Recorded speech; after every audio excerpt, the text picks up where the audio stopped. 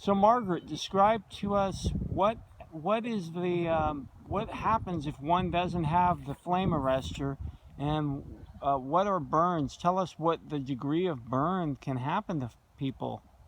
Um, yeah, that's wow. You know what? That's rough.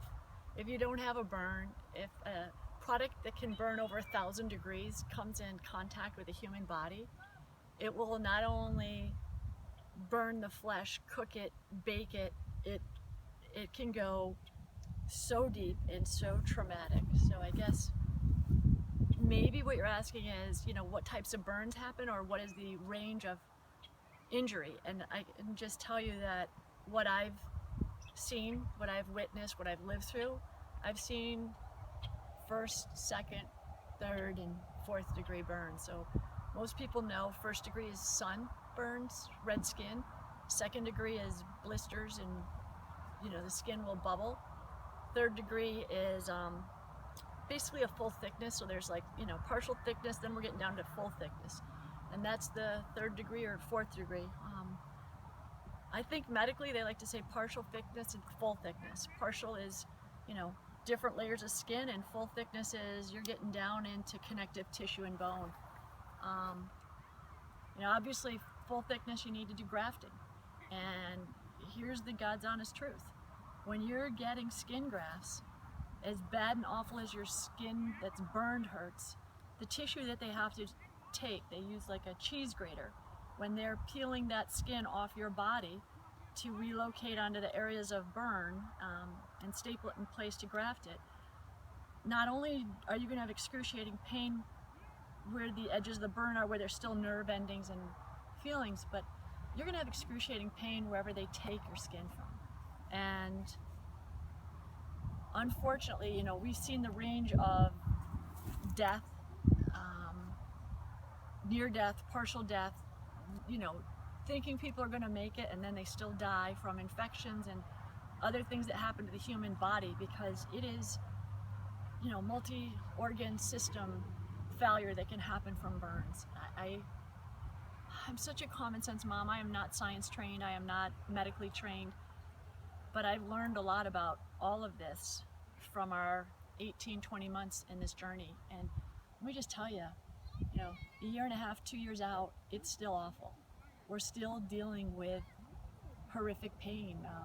Watching our child go through such bad pain that there's throwing up and just loss of sleep and the stress of what happens to the human body and how long it takes to heal from these injuries is terrible. I can say the bigger the burn, the higher the risk of death. The deeper the wounds, the higher the risk of death. The longer it takes to heal, the higher the risk of all sorts of complications. I do think that burns are a terrible, terrible injury. It's just god awful to watch what it does to the human body. And to watch so many innocent people, children, bystanders, first responders. I mean, the people that end up in burn units are often quite innocent. And there's a whole wide range of reasons people end up in burn units. But we're just talking about flame burns right now and contact flame burns and those types of injuries. Besides the injury that takes place to the body, describe, if you could, the toll it takes on the person's emotional stability and their psychological well-being. Yeah. Wow, help me here, because burns they are whole body. They are whole mind, body, and soul injuries. The worst part, it's really hard to say this to anybody outside the burn community, is, these injuries can be like social death. People can be so emotionally harmed that they lose that ability to look people in the eye, to make contact, to go out in public. It's just really, it's a lot. There's a lot there. You've seen it. What ideas come to your mind? Just that it takes a toll on all aspects of one's life. And the whole support Physical, mental, emotional. system. You feel different, you feel you don't fit in, you feel ashamed, you feel disfigured, you feel something's wrong with you. So there's a whole quandary of issues. Yeah. So tell us in a few words where you're headed with this, and sum up where you want to be with your efforts. What we'd like to do is put together a multidisciplinary team that comes forward with ways of solving the problem. What we want to do is take all this known facts, all the known information, the research that's already completed, and compile it in a way that we get more awareness from the general public. If we can raise public awareness, insurance companies and manufacturers will provide the products that we really want.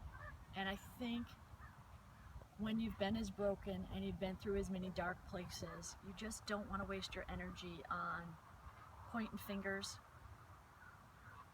being angry. You know, our souls have really been tortured, and what we want is we want burn survivors to have the power of help to heal. We want to encourage burn survivors, you know, to raise your voice and to join us and to come alongside in a way that keeps us all focused on finding solutions and a really healing method. We've got to unite around healing. And I would say the best part of this is if we focus on responsibility. I think there's a lot here for people in positions of responsibility and power to make good decisions. But we need burn survivors, we need agencies, you know, we need authorities, we need people with the knowledge and the skill. There is a huge need for a multidisciplinary, cross-functional team, and we can solve this. I'm not afraid to work hard, and I'm not afraid of how hard this is. The responsibility and the fear I have is if I don't work hard enough, who else is going to be hurt? So the name of our website is It's Not Your Turn to Burn. And I'll just say that came from a burn surgeon, an amazing burn surgeon. I will mention Dr. Price because I think when you've been an attending at Hopkins, when you've already been through the acute, the rehabilitative, the reconstruction for years, you understand that you want to play offense on medicine and not defense. And she, in a conversation, gave me the phrase, you know, it's not your turn to burn. Unfortunately, for our family, for our child, we can't change what's happened. But we can for others. And we would ask you to really give that some consideration. It's time to stop all of these injuries, and it's not your turn to burn. Please take a minute, look before you're at a bonfire, you're someplace where any type of a flammable liquid is being used. Please take a look at the risks. You know, move people back.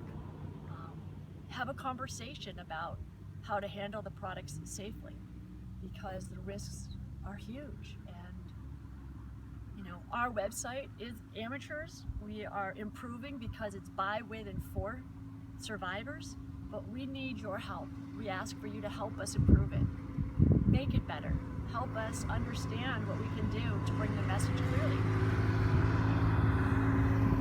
Thank you for your time today, Margaret, and God bless you. Thank you.